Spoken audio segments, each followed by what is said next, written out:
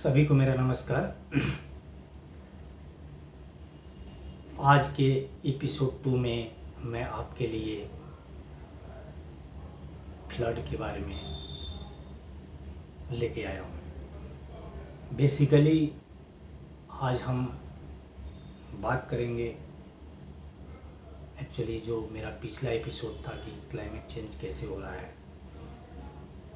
उसका मैं एक बार से और आप लोगों के बीच रिकॉल करा रहा हूँ कि क्लाइमेट चेंज के क्या क्या रीजन्स हैं, क्लाइमेट चेंज के क्या हमारे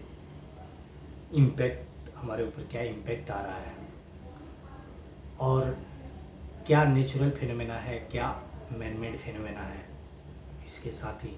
हमारी जो नेबरिंग कंट्री है उसका जो क्लाइमेट से जो जनरेट होने वाले, जो इंडस्ट्री से जो जनरेट होने वाले, जिसको हम अनवांटेड पदार्थ बोलते हैं, वो हमारे ग्लेशियर पे कैसे डिकम्पोज हो रहा है और उसका इम्पैक्ट हमारे हिंदुस्तान पे कैसे आ रहा है। साथ ही हमने ये भी बात किया कि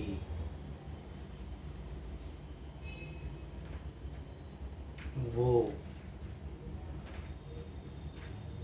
जो हमारा ग्रामा उदय फाउंडेशन है, उन्होंने कैसे मुहिम शुरू की है इस पूरे इंडिया को बाढ़ मुक्त, सूखा मुक्त करने का। तो आइए हम आज चलते हैं एपिसोड 2 में और आप लोगों को ये बताते हैं कि ये फ्लडेड का जो गवर्नमेंट डेटा है वो क्या बता रहा है और कहाँ लैकिंग है जिसकी वजह से फ्लड आ रही है, फ्लड क्यों आती है, कैसे आती है, हमारा उसमें फ्लड आने के लिए हमने क्या किया है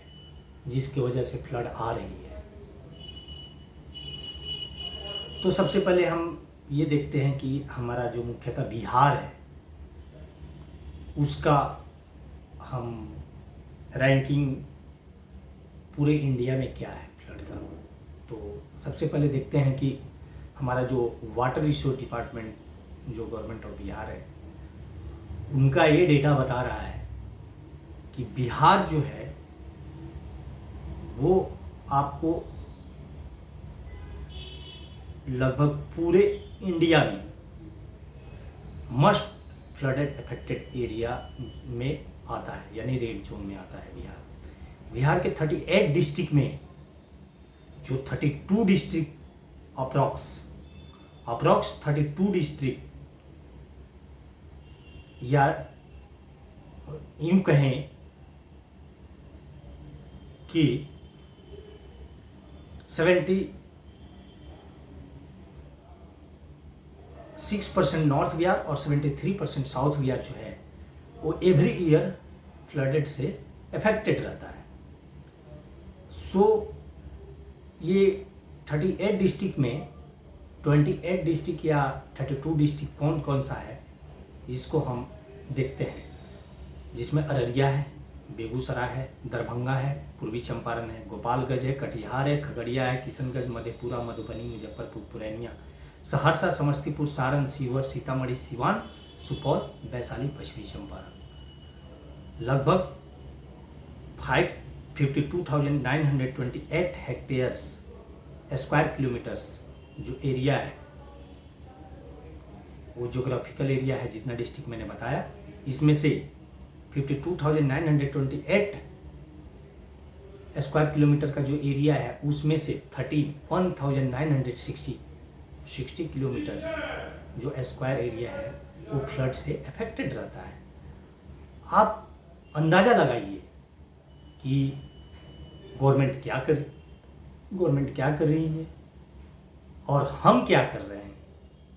क्या रीजन्स है। प्लास्टिक बोतल, जितने इंडस्ट्री के कचड़े हैं विदाउट फिल्टराइज किए हुए छोटे छोटे ड्रेनेज में हम डाल देते हैं, ड्रेनेज चौकिंग हो जाता है, ब्लॉकिंग हो जाता है, एज वेल एज ड्रेनेज के पास या रिवर के पास कैपेसिटी नहीं होती है जिससे इरिगेशन हो, वाटर फ्लोइंग में ब्लॉकिंग की समस्या ज़्यादा हो जाती है जिसकी वजह से उस एरिया में फ्लडेड आ रहा है। और एक और रीजन्स है, फ्लड तो आ रहा है, फ्लड तो हम कंट्रोल कुछ हद तक किया जा सकता है, बट इसका मेन रीजन्स है कि हमारे बिहार के जो पॉपुलेशन से जो वहाँ के लोग रह रहे हैं उन लोगों के बीच अवेयरनेस नहीं है कि इस मौसम में इतने दिन पहले यहाँ पे बाढ़ आने वाली है और इससे कैसे हमको बचा जा सकता है, कैसे अपना सेफ डॉक्यूमेंट्स से जो हमारी सामान है, ज़रूरत की सामानें हैं, इसको कैसे कहाँ ले जाया जाए, इसके बारे में भी गवर्नमेंट हम उन लोगों तक जो दूर दराज एरिया में, जो सुदूर एरिया में रहते हैं, उनको पता नहीं होता है कि फ्लड आने वाला है या 4 डेज बाद बहुत ज़्यादा हेवी प्रेसिपिटेशन होने वाला है। ये सब की जानकारी नहीं होती है, उन गवर्नमेंट्स के द्वारा उन लोगों के पास नहीं पहुंचाया जाता है। तो क्या रीजन्स है, आखिर क्यों पिछड़ा है जबकि हमारी टेक्नोलॉजी इतनी वेल डेवलप्ड है। Indian institute of tropical metrology का कांग्रेस के गवर्नमेंट में जो है इसका उद्घाटन हुआ था, ट्रॉपिकल मेट्रोलॉजी करके, यही बताने के लिए कि पूरे इस जो भी ट्रॉपिक्स रीजन्स में जो रहते हैं, साइक्लोन का प्रेडिक्शन, प्रेसिपिटेशन का प्रेडिक्शन, वज्रपात का प्रेडिक्शन। आपको पता है जितना फर्स्ट वेव जो कोरोना का आया था उसमें जितने लोगों की जानें नहीं गई थी उतना 1 डेज में, जिसको लौका बोलते हैं,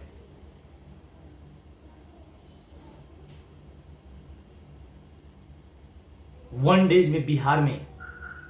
उससे कई गुना ज़्यादा जाने गई थी। एक दिन में खेतों में लोग मर गए थे, सिवान में लोग मरे थे, समस्तीपुर में लोग मरे थे, वैशाली जिला में लोग मरे थे, बहुत सारे जिला में लोग डेथ हुए थे। जबकि उसका प्रिडिक्शन हमारे गवर्नमेंट्स के पास, हमारे इंस्टीट्यूशन के पास, हमारी टेक्नोलॉजी के पास पता है, उसका लोगों के पास अवेयरनेस नहीं है कि जब हेवी रेन हो तो हम वृक्षों के पास नहीं रहे, इलेक्ट्रिक के पास, बिजली के खंभों के पास नहीं रहे। नहीं अवेयरनेस है लोगों के पास, इतनी जानकारी नहीं है, गवर्नमेंट के माध्यम से, किसी भी चीज़ के माध्यम से उनके पास नहीं पहुंचाया जाता है। तो फाइनली हमारी जो साइंटिस्ट, हमारे जो रिसर्चर, हमारे जो रिसर्च स्कॉलर्स, हमारी जो institution IISc, IIT Delhi, IIT Kharagpur, IITM Pune, IMD and तमाम तरह की जो भी इंस्टीट्यूशन है जो ये क्लाइमेट चेंज और क्लाइमेट प्रेडिक्शन में जुड़े हुए हैं, इन लोगों के पास सारा टूल्स अवेलेबल होते हुए भी वो टूल्स का जो इम्प्लीमेंटेशन कैसे हो ग्राउंड लेवल पे वो अवेयरनेस गवर्नमेंट नहीं करा रही है, जिसको अवेयरनेस कराने के लिए बहुत माइनर बजट में हो जाता है। तो ये सारी चीज़ें नहीं हो पा रही है, जिसकी वजह से हमारी बिहार के लोगों की जाने जा रही है और फ्लडेड आ रहा है, फ्लड से इम्पेक्टेड ज़्यादा लोग हो रहे हैं। उसमें फ्लड क्यों आ रहा है? क्योंकि हमारी जो ड्रेनेज सिस्टम्स है, हमारी जो बिहार में जो मेन रिवर्स हैं, आपको गंगा, कोसी, बूढ़ी गंडक, हर, पुनपुन, महानंदा, सोन, बागमती, कमला, गंडक, घाघरा, चंदन, बौदा, ये सारी जो हमारी रिवर्स हैं, इसमें अवैध तरीके से आपका सैंड का, बालू का जो खनन हो रहा है, जिसकी वजह से वो अपने अंदर वाटर जो है वो स्टोरेज कैपेसिटी कम हो रहा है, वाटर स्टोर नहीं कर पा रही है रिवर्स। तो क्या होगा? फ्लडेड आएगा ही, जो मेन मुद्दा है कि वाटर स्टोरेज नहीं कर पा रही है तो फ्लडेड आएगा ही। उसके अंदर हम तमाम तरह की कोई भी चीज़ विदाउट फिल्टराइज किए हुए, जैसे इंडस्ट्री का है, तमाम तरह के उस रिवर्स में डाल देंगे तो रिवर्स तो एक तरह से धीरे धीरे डेड, जिसको सूखी रिवर्स बोलते हैं, कगार पे आ रही है। तो ये सारी चीज़ें को देखते हुए जो है हम आपको मुख्यतः मेरा आज का जो लेक्चर है ये है कि हाँ, ड्रेनेज सिस्टम्स अच्छे हैं, ड्रेनेज सिस्टम को सुधारने की ज़रूरत है। Internet of things IoT device लगाने की ज़रूरत है हर एडजस्ट पे। AI आर्टिफिशियल इंटेलिजेंस का भी यहाँ पे रोल्स आता है, प्रिडिक्शन का भी रोल्स आता है, अवेयरनेस का भी रोल्स है कि कैसे लोगों को अवेयरनेस करें, फ्लड से रिलेटेड इशू, उनकी समस्या क्या है। तो ये सारी चीज़ें, तमाम चीज़ें जो हैं हमारे साइंटिस्ट के द्वारा किया जा सकता है और हमारी गवर्नमेंट इम्प्लीमेंट नहीं कर रही है। तो ये सारी चीज़ें हम लोग को समझना होगा। तो नेक्स्ट लेक्चर में हम आपको ये बताएंगे कि हमारे जो बिहार है उसके ड्रेनेज सिस्टम को कैसे सुधारा जाए, IoT का कैसे यूटिलाइज किया जाए, कहीं भी चौकिंग हो तो उसको कंसर्न डिपार्टमेंट को कैसे शेयर किया जाए एज ए डिजिटल माध्यम से, टेक्नोलॉजी माध्यम से कंसर्न डिपार्टमेंट के पास डेटा हो। आज हम पटना, ओनली फॉर पटना, आपको पता नहीं होगा कि पटना में हमेशा बाढ़ आता है। सबको पता है कि पटना जो है कंकड़बाग हमेशा डूबा रहता है। तो क्यों डूबा रहता है? जबकि उसके पास बहुत बड़ी एक रिवर्स है गंगा। तो क्या गंगा में पानी नहीं जा सकती है? जा सकती है, लेकिन पता है ड्रेनेज ही चौक हो जाता है। ड्रेनेज चौक हो जाता है। हेवी 2 दिन अगर बारिश लगातार हो जाए, 1 दिन बारिश लगातार हो जाए, तो आपको पता चलेगा कि कहीं का ड्रेनेज सिस्टम हो और वहाँ का जो आपको वाटर रिसोर्स डिपार्टमेंट जो है गवर्नमेंट ऑफ बिहार, उनको पता ही नहीं है कि कहाँ पे ड्रेनेज सिस्टम चौक हुआ है, कहाँ पे क्या हुआ है। उनके पास कोई डेटा ही नहीं है। तो वहाँ पे हम लोग को ये समझना होगा कि जो है हमारा म्युनिसिपल कॉरपोरेशन क्या कर रही है। Municipal corporation government of Bihar को डेटा कितना दे रही है, और म्युनिसिपल कॉरपोरेशन का क्या रोल्स है कि जो भी प्लास्टिक कचड़े वगैरह वगैरह है नाले में न जाए, और जो भी है एडजस्ट पॉइंट पे IoT डिवाइस का यूटिलाइज करते हुए उस डेटा को हम लोग शेयर कर सकते हैं। तो कुछ हद तक जो है फ्लडेड कम किया जा सकता है